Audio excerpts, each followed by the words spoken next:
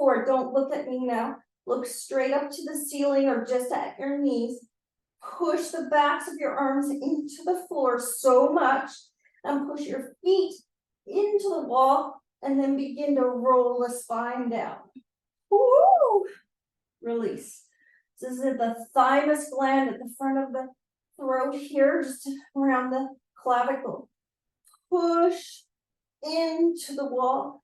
Push the backs of the arms in and begin to roll down. The internal immune system, this will warm you up. Release, lift up, push the feet in, push the backs of the arms in, and begin to roll down. We're going to do 2 more.